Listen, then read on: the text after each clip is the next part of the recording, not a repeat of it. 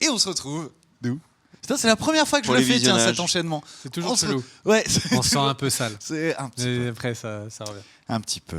Et donc, Mais tu bon. disais bonjour aux gens. Bonjour à vous, vous êtes sur la partie visionnage.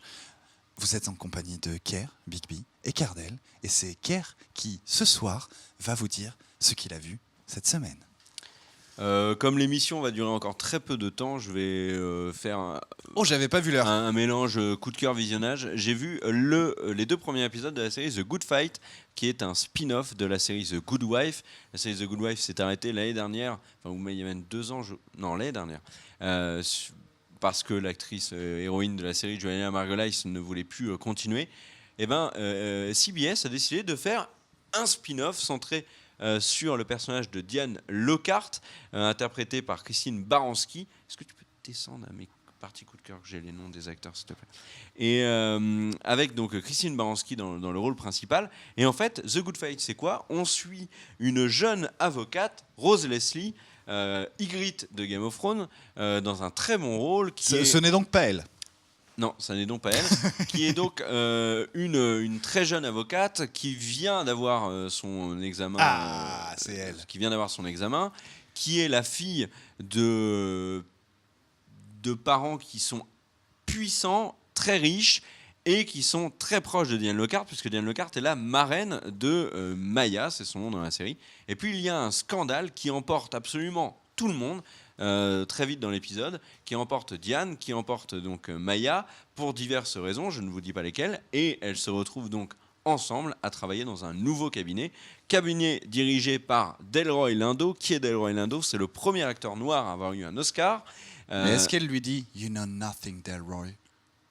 Non. Non. Et je dis des conneries. Est-ce C'est que pas tu du te tout Delroy souviens de Lindo, cette c'est Sidney caverne Poitier. glacée ? Oui. Non, je dis You n'importe know quoi. C'est pas nothing, Delroy Jon Lindo Snow. qui a eu le premier Oscar pour un noir, c'est Sidney Poitier, excusez-moi. Delroy Lindo qui est quand même un grand acteur.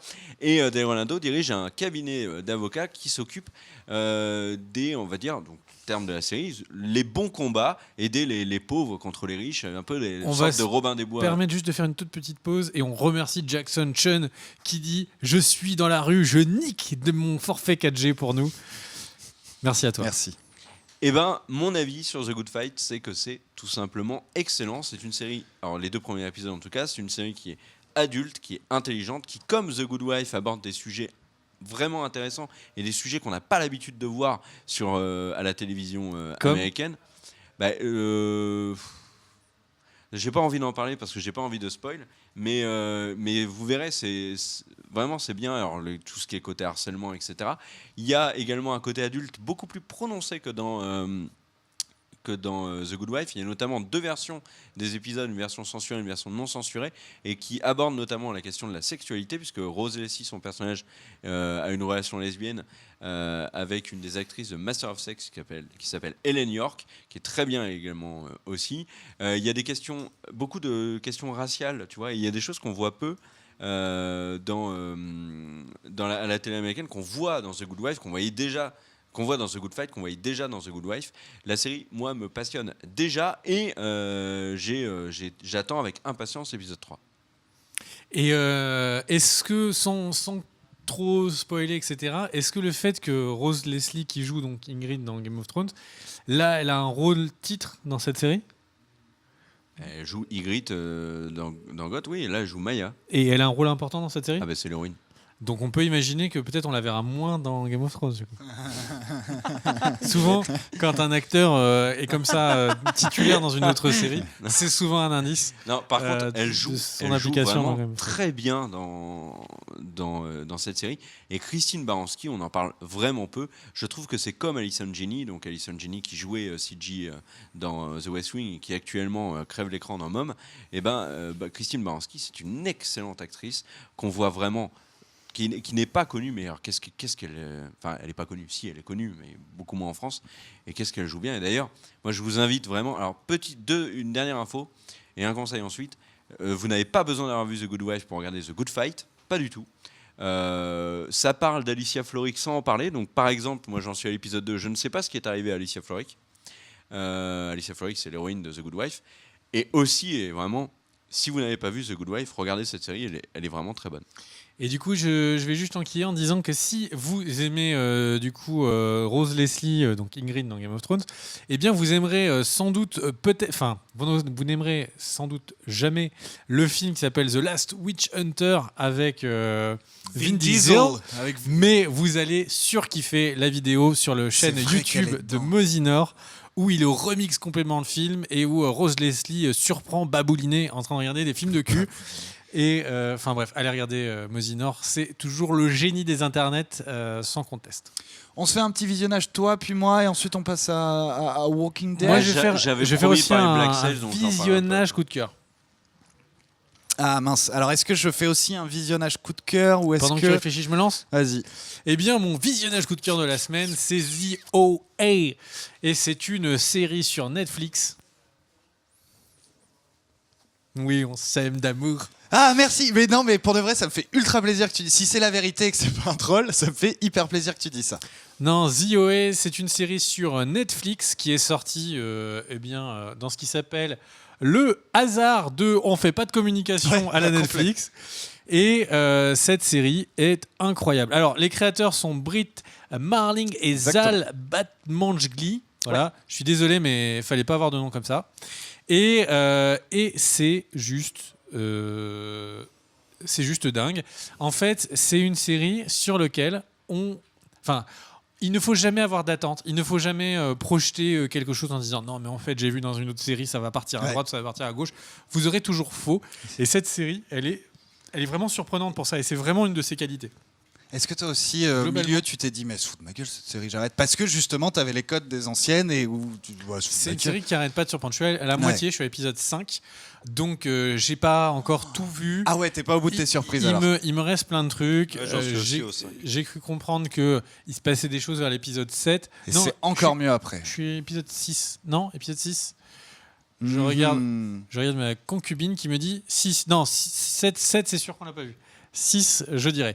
Et bref, vu que ce n'est pas important de savoir à quel épisode j'en suis, le truc avec The OA, c'est que c'est une série qui pourrait faire un peu penser à cette série que tu as adorée et qui m'a laissé sans fin, avec, tu sais, ces gens qui clopent en permanence, The Leftovers. The Leftovers, ouais.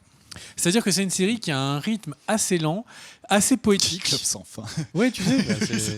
Et donc, c'est une série vraiment assez lente, assez poétique, qui vraiment par les personnages nous attire et on se dit ah mais ok, ce personnage là me plaît, j'ai envie d'en savoir plus, et c'est vraiment comme ça que la série petit à petit nous happe.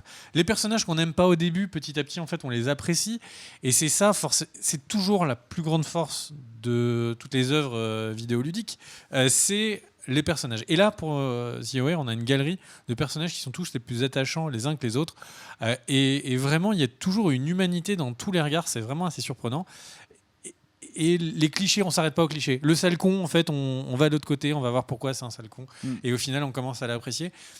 Enfin bref, et cette série, elle a quelque chose d'assez étonnant parce que c'est clairement une série pour adultes. C'est une série très mature qui va assez vite. Parfois, il y a des ellipses. Et ces ellipses sont appel à notre intelligence pour qu'on comprenne en fait ce qui s'est passé entre les épisodes. Et c'est une série qui, pour autant, est assez proche. Qu'est-ce qui te fait démarrer ? Adieu le respect pour ces gens qui clopent en permanence sur The Leftovers. Et le truc, c'est que c'est une série pourtant qui... On a presque l'impression que ça pourrait être une adaptation d'un conte pour enfants. Ça pourrait... On a l'impression par moment, surtout quand on est sur la jeunesse des personnages, où on est en train de suivre une petite fille, etc., on a presque l'impression qu'on est en train de nous raconter un conte. Ouais. Un conte, tu sais, ça pourrait être la petite marchande d'allumettes ou un truc comme ça. Ouais. Après, ça fait un peu plus... pas peur, mais on est un peu dans le fantastique, et tu dis mais ça pourrait être un conte d'Edgar Allan Poe, et ça se balade comme ça, et on sait jamais si on est dans quelque chose de réaliste, où on est en train de travailler sur la psyché des personnages. On sait jamais si on est sur quelque chose de fantastique. On sait jamais si on est juste dans un univers de contes où tout est possible. Et ça en fait c'est vraiment quelque chose c'est une série qui a Ouais. une force Et puis tu ne vraiment sais innée. pas si c'est vrai en fait tout ce qu'on. Enfin voilà. Je vous propose un truc, messieurs, parce que donc une fois que vous aurez fini la série et vous allez comprendre en finissant la série pourquoi je dis ça, je pense qu'il faut qu'on fasse une vidéo théorie sur la suite de The OA. Oui, et puis une vidéo critique Des aussi. vrais. hein, ça Et serait- Ouais. en tout cas, ce sera avec grand plaisir. Et on me montre un doigt. Parce qu'il y a un tweet de Julien Bank sur Twitter évidemment qui nous dit est-ce que vous ferez une vidéo sur Superman, Red Son, c'est prévu. On l'a déjà dit la semaine J'ai dernière. tout relu, on va le refaire. Et donc pour terminer donc sur The OA, maintenant que je vous ai dit à quel point cette série est géniale, le pitch c'est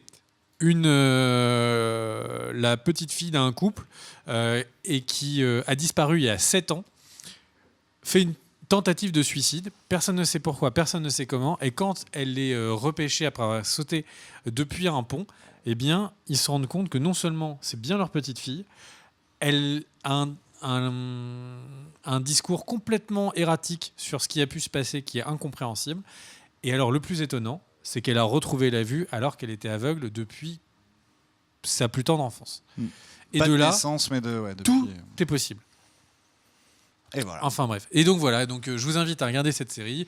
C'est un abonnement Netflix avec le code Cult and Click, comme ça on touche, c'est 1 000 €, je crois, par abonnement. Ouais.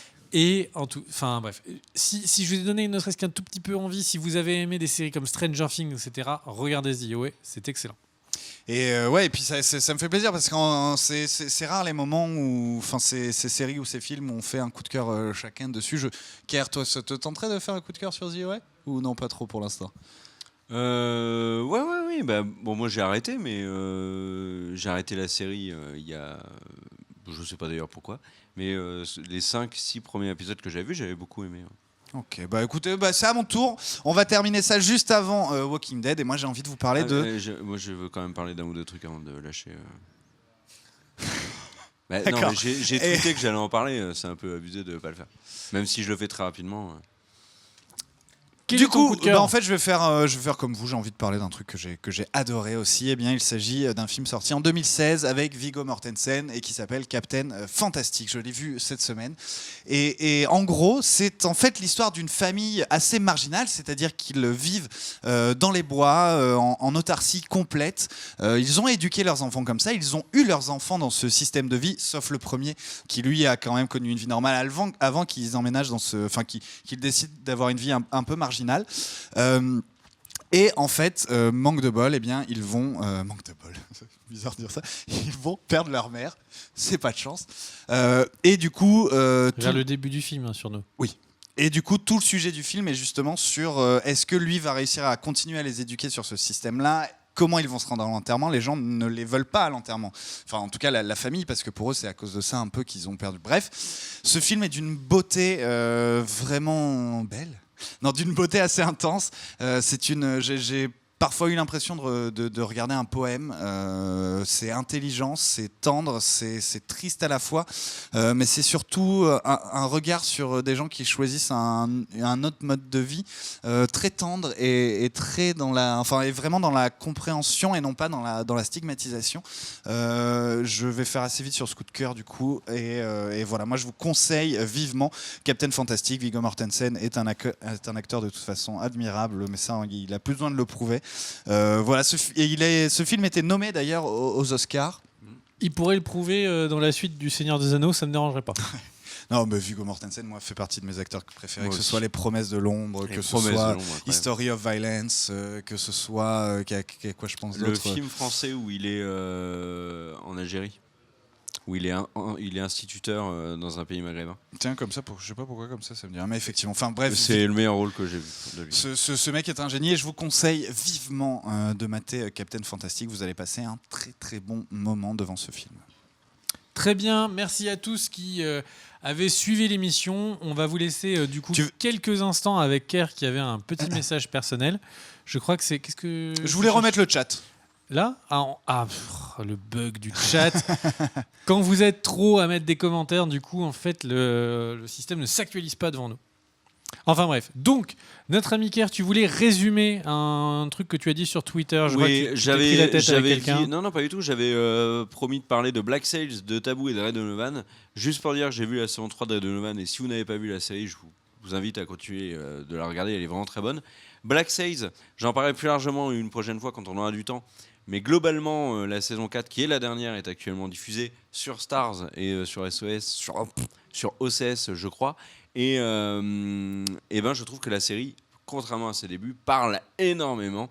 Et c'est un petit peu décevant, mais bon, globalement, ça reste une série sympathique à suivre. Mais surtout, Taboo. Taboo s'est terminé sur la BBC. C'était samedi soir, avec un épisode 8 que j'appréhendais parce que les épisodes précédents avaient été ça manquait un peu de rythme. Alors, ça a beau être porté par un excellent Tom Hardy et avoir une intrigue vraiment captivante.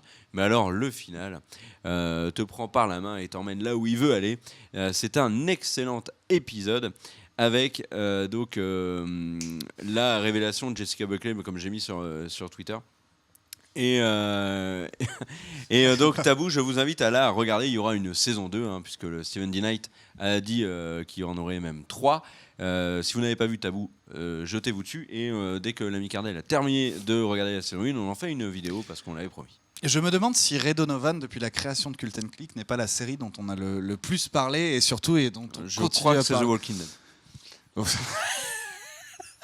Oui, mais en dehors de ces gros trucs. Si t'enlèves toutes les autres séries dont on a parlé, je pense que Ray Donovan est celle dont on a le plus Bah parlé. non, parce que du coup, il serait exclu. Non, sauf Ray Donovan. Enfin bref. Walking Dead, du coup. On passe au live de Walking Dead juste après la pub, mon cher Cardel. C'est ce que tu voulais dire. Et tu voulais rajouter un petit bisou personnel à quelqu'un. Exactement. Bisous à toi qui me regarde. Toi aussi, tu me regardes. Bisous, ciao ciao. Ciao.